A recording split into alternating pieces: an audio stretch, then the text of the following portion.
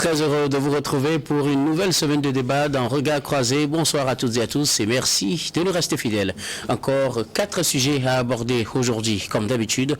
Aujourd'hui, nous parlerons d'abord de la République démocratique du Congo. Plus de 20 candidatures enregistrées pour la présidentielle de cette année. Ensuite, ce sera le Niger. Les sanctions de la CEDEAO pèsent sur le budget national. Après, nous parlerons du Mali. L'armée reprend aux rebelles Touareg la ville d'Anéfis. Puis nous terminerons, bien évidemment, par le Togo, au vertu d'une enquête parlementaire sur la gestion des fonds Covid-19. Et pour en parler ce soir, 3 invités sur ce plateau. Avec moi, Gabin Adjaro, vous êtes juriste et analyste politique. Bonsoir Gabin et bienvenue. Bonsoir Dr Guillaume, bonsoir à toutes les téléspectatrices et à tous les téléspectateurs. Permettez-moi 30 secondes de parler un peu de ce problème de la sûreté ce week-end, parce que vraiment moi ça m'a créé beaucoup de problèmes. Tout ce que j'avais au frigo, je suis obligé de jeter ça parce que ça s'est décongelé, je ne peux plus recongeler pour pouvoir manger, donc ça va causer une intoxication alimentaire.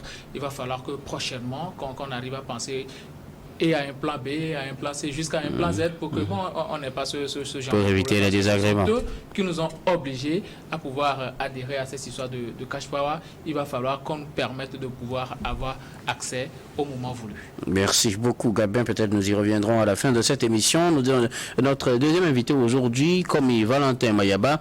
Vous êtes journaliste, directeur de publication du journal Le Symposium. Vous êtes également le président de l'AG7. Bonsoir Valentin et bienvenue. Oui, bonsoir Guillaume, bonsoir le plateau, bonsoir également à tous ceux qui nous suivent à travers le monde. Vous savez que nous sommes suivis de par le monde et tous ceux qui font l'intérêt de nous suivre, nous leur souhaitons un bon début de semaine et puis une bonne condition d'écoute. Notre troisième invité ce soir, Fioklou Adam Blenou, vous êtes également journaliste et directeur de publication du journal Enquêteur. Bonsoir Fioklou et bienvenue. Bonsoir Guillaume, bonsoir à mes deux co-débatteurs, bonsoir aux téléspectatrices, aux téléspectateurs de New TV, bonsoir à ceux-là qui nous insultent aussi après les émissions.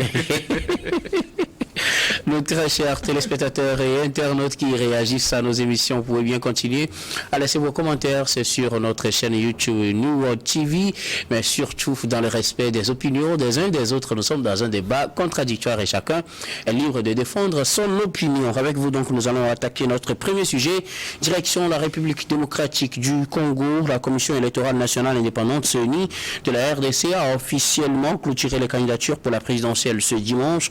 Au total, 24 candidats se sont enregistrés pour le compte de cette élection qui aura lieu le 20 décembre prochain. Quelques figures clés sur la liste qui sera soumise d'abord aux évaluations, aux décisions de la Cour constitutionnelle. Il s'agit pour ces figures clés de quelques-uns, le sortant Félix Tshisekedi, Martin Fayoulou, Moïse Kachumbi, le dernier enregistré Patrice Majondo Mwamba, Denis Mukwege, plutôt le prix Nobel de la paix 2018, Augustin Matata Pognon, Delis Sessagna, le député, et bien d'autres figures sur cette liste des 24 candidats enregistrés pour la présidentielle de 2023 en République démocratique du Congo. Alors c'est très simple, Fioklou, RDC, un fauteuil, 24 candidats. Oui, malheureusement, bon, c'est une triste réalité. Et je peux dire que c'est un dépôt de candidature. Ce ne sont pas des candidats qualifiés pour l'élection présidentielle de décembre. Bon, il y a les dossiers qui sont déposés hier, le 8 octobre, et la commission avec sa cellule technique qui va procéder à l'évaluation et arrêter la liste de ceux qui sont présidentiables. Bon, il est clair aujourd'hui en République démocratique du Congo, tout le monde lorgne le fauteuil présidentiel. Si aujourd'hui, il est dit que 24 dossiers sont déposés pour le seul fauteuil présidentiel, c'est que chacun a un programme pour sortir la RDC de l'abîme. Donc, je ne peux que les féliciter pour avoir osé.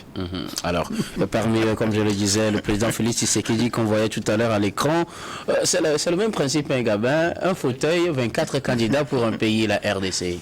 Oui, on peut dire que ça montre beaucoup plus la vie politique en RDC Congo, comment on dit, la vie démocratique de ce pays-là. Quand on voit 24 candidats pour un seul poste, bon, il faut dire qu'il faut saluer premièrement le pluralisme de ces élections, parce que bon, beaucoup ne s'attendaient pas à cela. On s'attendait à ce que même si les candidatures doivent être validées par la Cour suprême, il faut premièrement saluer la pluralité de ces élections et surtout de ces candidats-là qui chacun se sent assez mature pour pouvoir briguer la magistrature suprême et apporter ce qu'il peut à l'épanouissement et à l'évolution de la RD Congo. Le problème de la RDC aussi, c'est que beaucoup de candidats, et ceux-là, ce sont des gens qui se sont enrichis énormément et ils ont un ego surdimensionné. C'est plutôt un ego que d'apporter quelque chose à ce peuple-là. Les gens veulent forcément être président de la République parce qu'ils pensent que le fait d'être riche, ça te permet de devenir président de la République. 24 candidats, alors que déjà avec Martin Fayulu et Moïse Katumbi, c'était assez compliqué. Il s'ajoute encore 22 autres candidats et aujourd'hui, celui-là même qui, beaucoup de personnes pensent que c'est la personne à choisir pour un candidat unique de l'opposition parce que lui représente une certaine personnalité morale et il n'a pas d'antécédent politique par rapport aux autres. Vous voulez parler de Denis Mukwege, oui. Qui est le prix Nobel de la paix de 2018.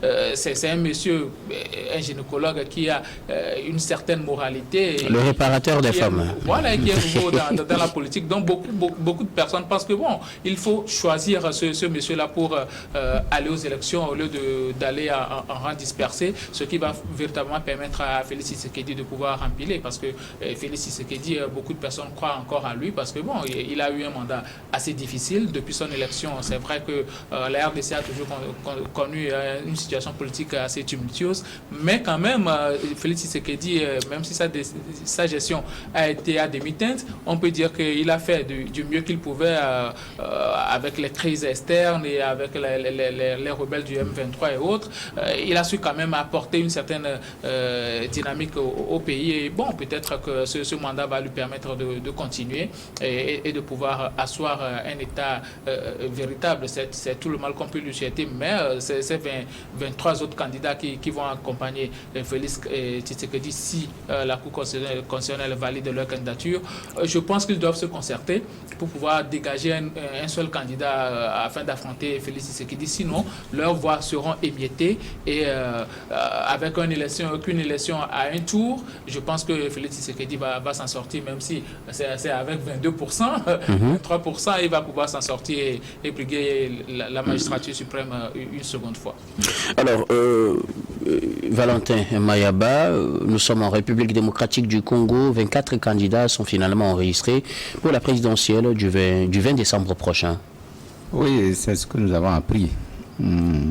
Cette expérience nous rappelle des tristes souvenirs. Vous savez que vous souvenez-vous comment est-ce que Tshisekedi a accédé au pouvoir. Il est arrivé au pouvoir dans des conditions que tout le monde connaît. À la suite d'une élection. Oui, bon, c'est vrai, à la suite d'une élection. Comme, bon, dans tous les cas, aucun président ne vient aux élections. Mais de quel type d'élection? C'est de ça qu'il s'agit. Donc, aujourd'hui, ce qui est important de relever, c'est que devant cette multitude de candidatures qui sont déposées, il faut reconnaître qu'il y a la faiblesse du pouvoir, enfin du pouvoir ou de l'opposition, parce que devant un candidat qui a déjà un candidat sortant, oui, comment le dit, voilà. Vous voulez parler de Félix Tshisekedi, un candidat sortant. Oui, un candidat sortant qui veut concurrencer, il fallait forcément que les gens, l'opposition s'entende, ou ceux qui veulent l'affronter s'entendent sur un programme unique. Et comme ça, je pense qu'on va dégager des candidatures, ou même plus.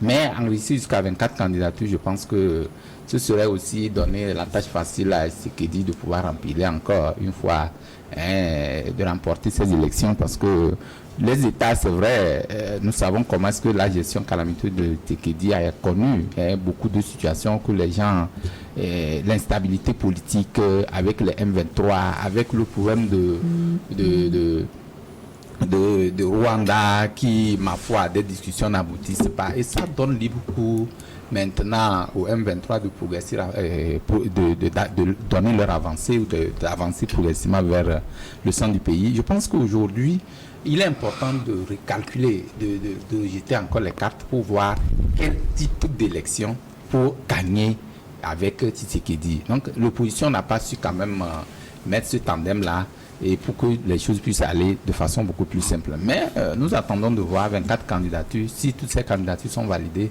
ça veut dire qu'on aura affaire à une élection très corsée parce que chacun tirera le droit de son côté, et ça risque de mettre la population dans un embarras de choix parce que sur 24 candidatures, quand vous rentrez, vous trouvez 24 candidatures, c'est difficile de faire le choix. Mais bon, comme nous le savons... Difficile de faire le choix pour les indécis. Bon, mais pour les partisans de partis politiques, le choix est fait d'avance. Vous savez, nos États africains ne sont pas des États... sont des peuples analphabètes la plupart. Maintenant, c'est un autre exercice qu'il faut leur montrer. Je ne sais pas quel type de scrutin il s'agit. C'est-à-dire si c'est un scrutin de liste où les 24 candidatures seront une seule liste, il faut regarder la physionomie, puis les emblèmes, et puis voter. Ça doit être un peu compliqué. C'est pourquoi je dis, si nous ne savons pas faire, ou si la RD ne sait pas faire, les populations ne savent pas, on va enregistrer plus de candidatures nulles ou des abstentionnistes plutôt que ceux qui devaient voter. Parce qu'il faut un autre exercice pour amener le peuple à comprendre surtout l'enjeu de cette élection. Donc, même nous allons attendre de voir au soir du combien là, l'élection du 20 décembre, qu'est-ce qui serait fait et le meilleur gagne. Ok, d'accord, que le meilleur gagne. Le scrutin, c'est un scrutin uninominal à un tour. Oui, il parle de la liste en fait. Est-ce que on aura les 24 candidats sûrement sur la même liste? On espère que nous on ne peut pas vouloir qu'on recale un candidat, mais on attend de voir ce que décidera la commission électorale d'abord et les candidats qui seront validés. Et on verra pour le processus. Mais il y a une autre chose qui me fait réfléchir, Fioclou, c'est que dans le processus électoral en République démocratique du Congo, il y a eu plein de critiques, surtout de l'opposition par rapport à l'organisation même des élections, par rapport à la constitution de la CENI aujourd'hui qui reçoit les candidatures. Et malgré cela, on a 24 candidats qui ont quand même déposé leur candidature. Est-ce que cela ne fait pas réfléchir? Non, moi je peux dire que ça devient un rituel puisque à chaque fois... On critique et on y va quand même. Et depuis les années 90 à ce jour, l'opposition critique l'organisation des élections législatives, municipales et présidentielles. Mais elle n'a jamais refusé d'y participer. Dans certains pays, on a souvent des boycotts. Hein. Quand vous boycottez, le sien à bois, la caravane passe. Le cas de la RDC aujourd'hui, où nous avons 24 candidatures, après étude de dossier, il y a certainement des éliminations qui auront lieu. Il y aura des éliminations, certaines candidatures seront éliminées. Et au-delà de 10 candidats, ça fait l'affaire du président sortant. Parce que c'est un scrutin uninominal à un tour. Il suffit qu'il ait 21, 22, 23%, et puis les voix seront émiettées. Il a ses candidats. Quand on l'a intronisé la dernière fois comme candidat du parti, on a vu l'effectif. L'administration et autres là seront derrière lui et il va passer. Et c'est l'opposition même qui fait la voix, qui est l'handicap pour le changement dont on parle tant en Afrique. C'est ce que moi je pense. Gabin, on a critiqué le processus électoral en République démocratique du Congo, les hommes politiques l'ont critiqué, l'Église catholique entre-temps avait appelé à revoir le processus pour que ce soit transparent et qu'il n'y ait pas de dérapage, pour reprendre, pour paraphraser en quelque sorte. Mais aujourd'hui, 24 candidats sont enregistrés à la clôture des candidatures hier, 24 candidats pour un scrutin présidentiel qui a depuis longtemps fait l'objet de critiques.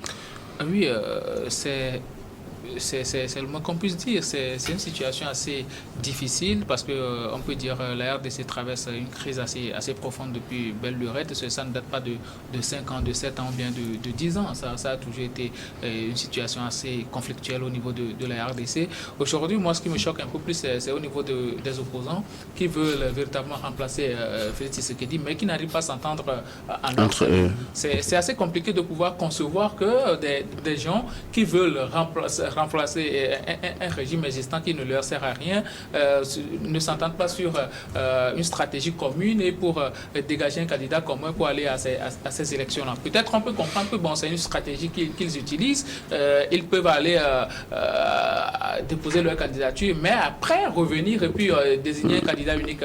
Alors c'est comme cela avait été fait avec la coalition Lamouka entre-temps. Voilà, entre-temps. Donc moi, je leur accorde toujours le bénéfice du doute là, peut-être qu'ils vont se raviser, mais avec tout ce qu'ils ont fait jusqu'à maintenant, je pense qu'il fallait aller autour d'une table de discussion et obtenir des résultats concrets plutôt que de pouvoir faire des marches qui n'aboutissent finalement à rien, juste à l'abattage des populations. Ils ont amené les enfants des gens à l'abattoir comme ça. Il ne fallait pas le faire. Quand on est politique, il faut avoir le rapport de force qui est la rue, et au même moment aller à la discussion. Mais eux, ils ne veulent pas aller à la discussion, mais aussi ils font Vous parlez des discussions entre eux. Ce ne sont pas des discussions assez, on va dire, assez formelles, mais qu'il y ait quand même un consensus voilà, pour trouver un candidat unique. Autour, qu'on dégage un accord et puis qu'on sache que réellement on va aux élections à telle condition. Jusque-là, ils ne savent pas à quelles conditions ils vont à ces élections-là. Ils vont y aller, je l'ai déjà dit, Félix Tshisekedi, c'est vrai que c'est grâce à son père, hein, au nom de son père qu'il est venu au pouvoir, mais quand même... Non, c'est lui qui a gagné les élections, son père n'est pas allé aux élections. Mais c'est le nom qu'il a porté à ce poste-là. Ok, d'accord, je suis d'accord. Peut-être si aujourd'hui, Félix Tshisekedi, bon, il est arrivé... Il a bénéficié de l'aura de son père. Donc, du coup, aujourd'hui, quand même, il est arrivé, il a su créer un nom. Et il a su tisser des alliances stratégiques aujourd'hui. Donc, du coup, c'est un monsieur qui, celui-là qui pouvait l'inquiéter, c'est le manque de soutien de Joseph Kabila. Or, apparemment, il a le soutien de ce monsieur-là. Donc, il est tranquille dans son coin. L'opposition se chamaille. Même si l'opposition aujourd'hui arrive à dégager un candidat unique, je suis sûr que Félix Tshisekedi va pouvoir remporter ces élections-là parce que c'est assez compliqué pour une population de pouvoir voter un opposant qui ne lui propose pas réellement un plan de sortie de crise qui ne lui permette pas de réellement arriver à manger à sa faim.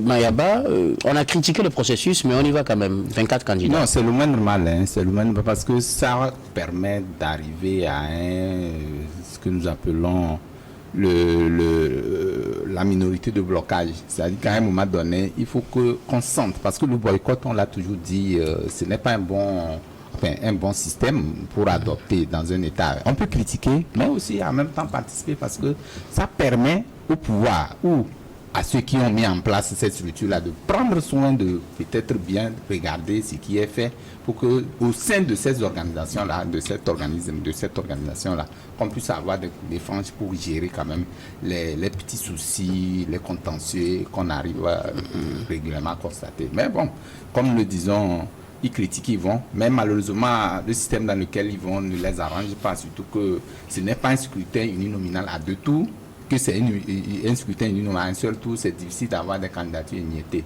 S'il y avait un deuxième tour, au deuxième tour maintenant, l'ensemble de ces candidatures-là pouvaient se rejoindre à une seule candidature pour faire face au camp adverse. Maintenant, malheureusement, c'est pas ce à quoi nous assistons.